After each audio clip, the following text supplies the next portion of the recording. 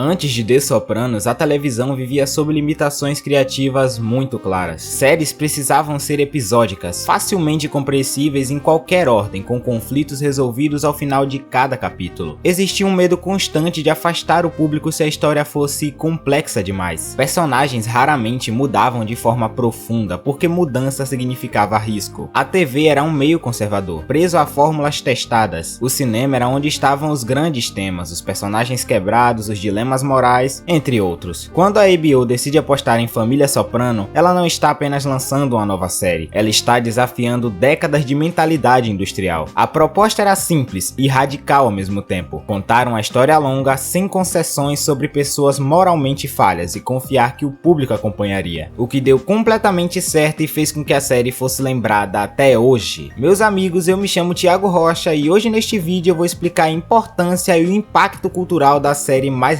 revolucionária da televisão.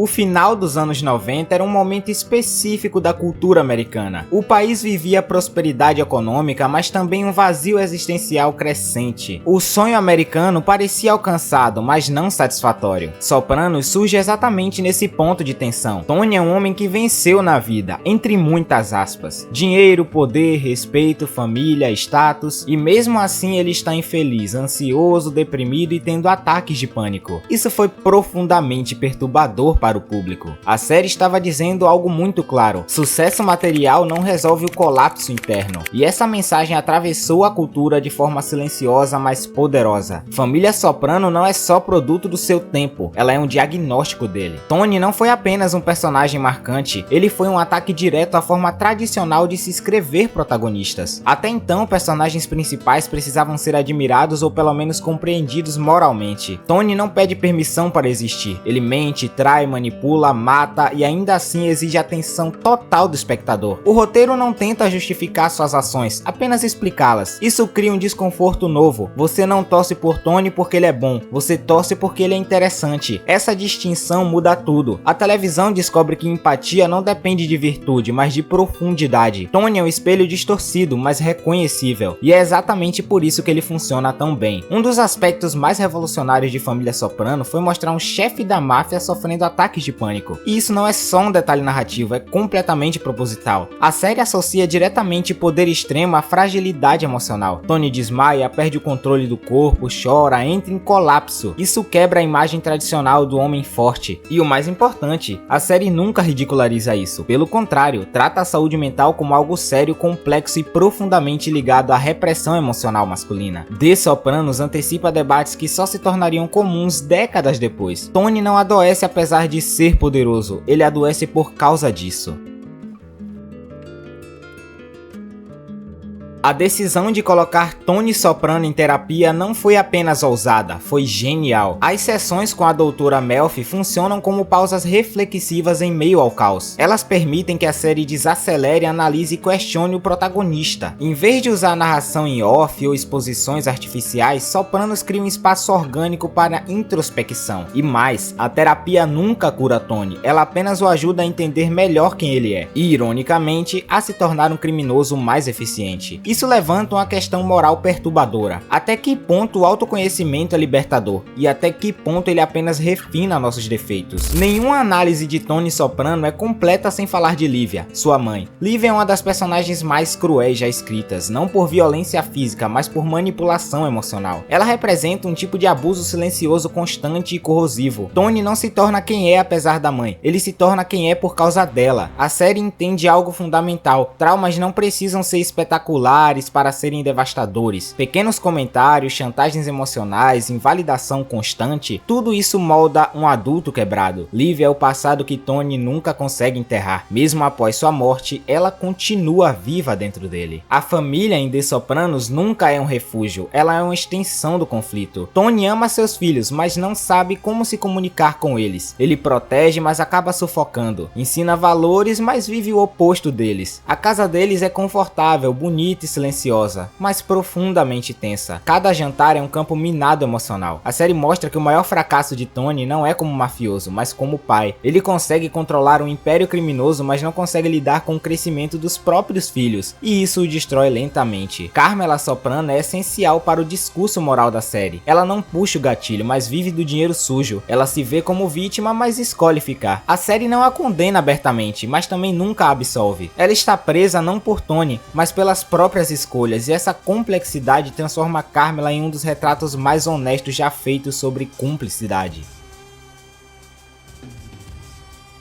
Christopher Montsant é talvez o personagem que mais explicitamente encarna a tragédia do sonho americano dentro de Sopranos. Ele quer subir, quer reconhecimento e quer ser respeitado, mas também quer ser artista, roteirista, entre outras coisas. Alguém que deixa um legado além da violência. O problema é que o mundo que Tony oferece não permite essa ambiguidade. Christopher é constantemente puxado para baixo, lembrado de que sua função é servir. Sua dependência química não surge do nada. Ela é consequência direta da frustração constante entre quem ele gostaria de ser e quem ele é. A série mostra que para certos ambientes sonhar é um erro imperdoável. Tony se enxerga como um mentor para Christopher, mas na prática ele age como um agente de sabotagem emocional. Sempre que Christopher demonstra autonomia ou talento fora do crime, Tony reage com desprezo ou ironia. Isso revela um traço fundamental do protagonista. Ele não suporta ver outros na possibilidade de mudança, algo que ele próprio não consegue realizar. Ele ama Christopher, enquanto ele é fraco, dependente e controlável. Quando Christopher tenta crescer, ele o puxa de volta. Essa dinâmica revela o egoísmo central de Tony Soprano e reforça um dos temas mais cruéis da série. O poder não quer sucessores, quer servos. Paulie é muitas vezes tratado como alívio cômico, mas por trás disso existe um personagem profundamente trágico. Ele vive com medo constante de ser descartado, esquecido ou substituído. Sua obsessão por status, respeito e tradição veio de uma insegurança infantil. Paulie é um retrato de um homem que dedicou a vida inteira a um sistema que não garante nada em troca. Ele envelhece seus filhos sem legado e sem amor verdadeiro. A série usa Paulie para mostrar o destino final daqueles que seguem o código mafioso à risca: solidão. Silvio parece à primeira vista o mais estável do grupo. Ele é racional, leal e calmo, mas essa estabilidade é ilusória. Ele representa o homem que se adapta perfeitamente ao sistema, justamente porque nunca o questiona. Ele não entra em crise porque nunca tenta sair. E a série deixa claro que isso não é virtude, é sobrevivência. Corrado Júnior Soprano é um estudo cruel sobre envelhecer em um mundo que só valoriza a força. Júnior começa a série como figura de respeito e termina como alguém esquecivo, confuso e irrelevante. A demência não é apenas uma condição médica, ela funciona como metáfora para a perda total do poder. The Sopranos não romantiza o envelhecimento, pelo contrário, mostra como ele é brutal para homens que constroem a identidade inteira em torno de controle. Júnior não teme a morte, ele teme a inutilidade. Um dos grandes temas subterrâneos da série é a masculinidade tóxica. Os homens da série são incapazes de expressar emoções sem recorrer à violência ou dominação. Chorar é fraqueza, pedir ajuda é humilhação. A única linguagem aceita é o poder. Isso cria homens emocionalmente analfabetos, presos em ciclos de raiva e de repressão. Tony sofre não apesar desse modelo, mas por causa dele. A série desmonta o mito do homem forte, ao mostrar que ele é na verdade profundamente frágil. Diferente de outras obras sobre máfia, Sopranos nunca glamoriza a violência. Os assassinatos são rápidos, feios e desconfortáveis. Não há cartaz e não há heroísmo. A câmera não celebra o ato, ela observa. Isso cria uma sensação constante de banalidade do mal. Matar é apenas mais uma tarefa. Essa abordagem retira qualquer romantização do crime e força o espectador a encarar a violência como aquilo que realmente é: destrutiva, traumática e vazia. Algo raramente discutido, mas essencial na série, é o tédio. Os personagens não estão apenas em perigo, eles estão entediados. O poder, o dinheiro, o respeito, tudo isso perde o sabor. Tony vive buscando estímulos diferentes: mulheres, apostas, brigas, entre outras coisas. Nada satisfaz por muito tempo. A série sugere que o verdadeiro inferno não é o sofrimento constante, mas a ausência de sentido. O tédio corrói mais do que a culpa. Mesmo décadas depois, The Sopranos continua atual, porque seus temas são universais: identidade, poder, família, vazio e culpa. A série não envelheceu porque nunca tentou ser moderna, tentou ser honesta. Ela fala sobre quem somos quando tiramos as máscaras sociais, e essa pergunta nunca perde a relevância.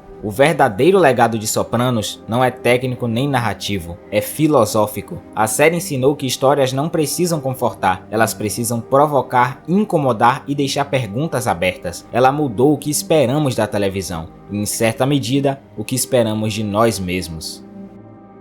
Bom, meus amigos, esse foi o vídeo. Agradeço muito a você que assistiu até aqui. Espero que você tenha entendido a visão e a lição que eu quis passar com esse vídeo. E é isso. Bom dia, boa tarde, boa noite e prazer. Thiago Rocha.